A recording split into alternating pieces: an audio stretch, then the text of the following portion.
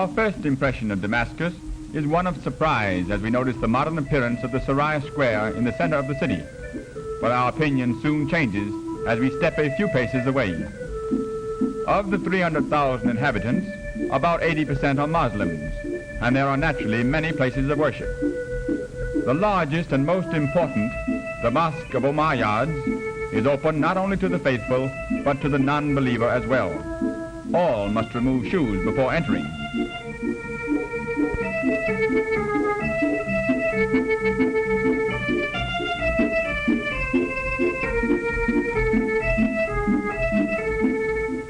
Damascus is a hot and dry city.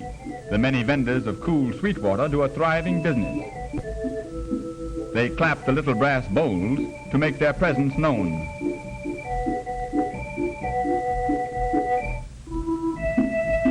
At this open-air grill, tasty tidbits of goat are served. Perhaps not sanitary, but no doubt to the Damascans very delicious. Cheap soap, but from the appearance of the people there's little demand for it. Syrian oranges are delicious and inexpensive too. They are sold by weight, and a dozen large ones cost only a few pennies.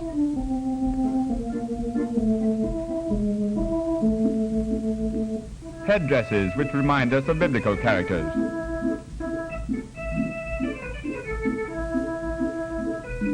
A new rug from Persia. And here's a novel way to display a rug. An auctioneer, carrying it over his shoulders, solicits bids as he walks about. Damascus is at the end of the caravan routes from Persia and Mesopotamia. During the day, many camel trains from the east enter the city and trail through the winding streets. The narrow bazaar streets are covered by high arched metal roofs. The name of this one is familiar to all of us, the biblical street called Straight. We stop at a small outdoor bakery, for the strange manner in which bread is baked interests us. The ball of dough is twirled. When it is large enough, it's placed over a pillar and thrust into the oven. A gentle pat causes it to cling to the hot walls, and the pillar is removed. The handful of straw is for the fire. Let's watch it again. No, the baker's not wearing gloves.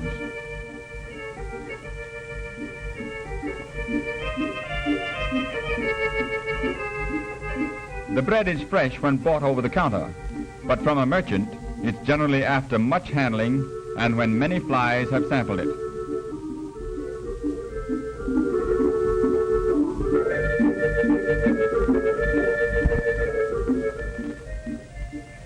Damascus has long been famous for its many oriental coffee houses, where men gather in the evening and smoke the nargileh, a Turkish water pipe.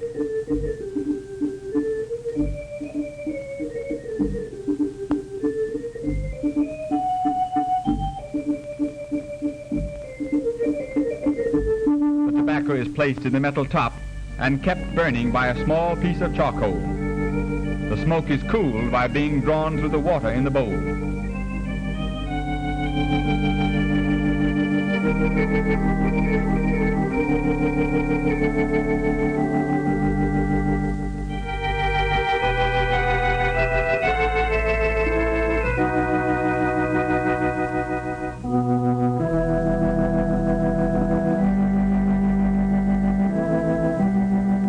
We look upon the walls of old Jerusalem, walls which have been destroyed and rebuilt many times.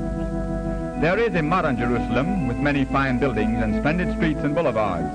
But on this visit, our interests lie within the old city, and here we shall devote all our time. At the Jaffa Gate, an officer directs a strange assortment of traffic. No vehicles are permitted within the walled city, so all trucking must be done on the backs of animals or men.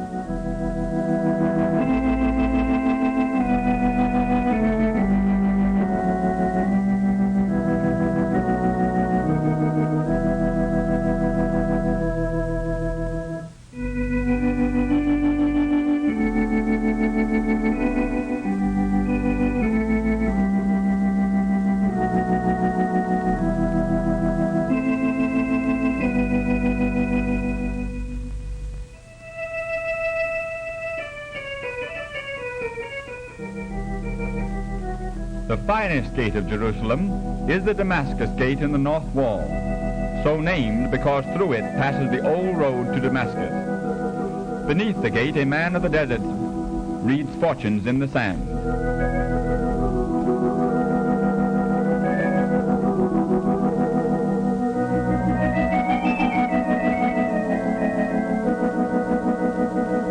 The streets of Jerusalem have changed little with the passing of time and present today very much the same appearance they did 2,000 years ago.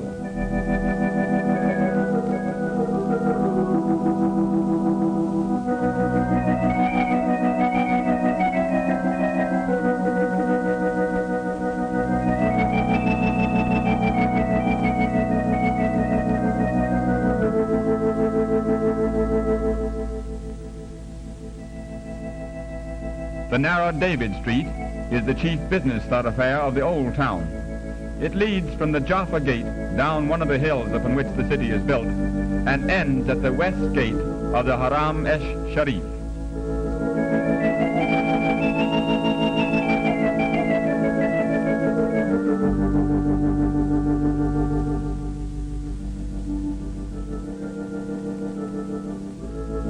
Money changers are still found in the marketplaces.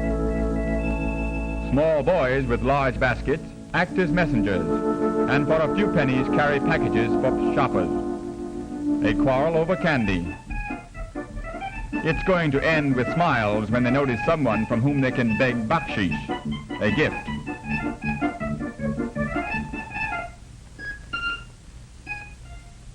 A new use for old automobile tires. Crude but serviceable shoes.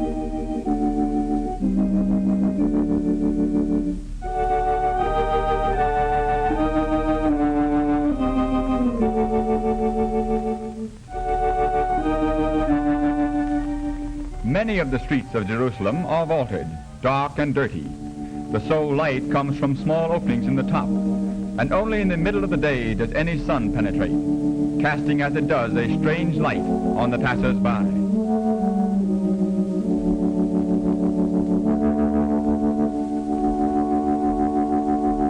Jerusalem, sacred to the three chief religions of the world, is one of the holiest of cities.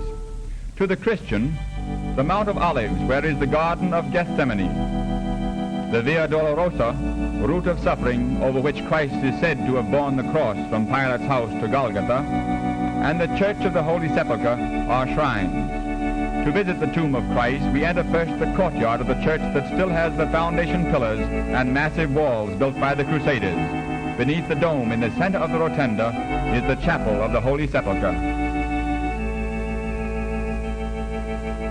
Over the housetops of the city, we see the Haram Sharif, the ancient site of the Hebrew temple, and now a shrine of the Mohammedans. To reach it, we pass first along the street of the Christians, and then down the lower end of David Street. On our way to the noble sanctuary, we recall that on its site, King David erected an altar. King Solomon built his palace and temple. King Herod built a third temple, and Justinian a basilica to the Virgin Mary. Today the site belongs to the Muslims, where stands the famous Dome of the Rock, also called the Mosque of Omar, that covers the stone from which Muhammad is said to have been carried into heaven by his miraculous steed, Buraq. From here we pass along a narrow street to another place of sanctity. The Jews, who never enter the Haram proper for fear of desecrating the Holy of Holies, come here to its walls, which are said to be part of the foundation of Solomon's temple.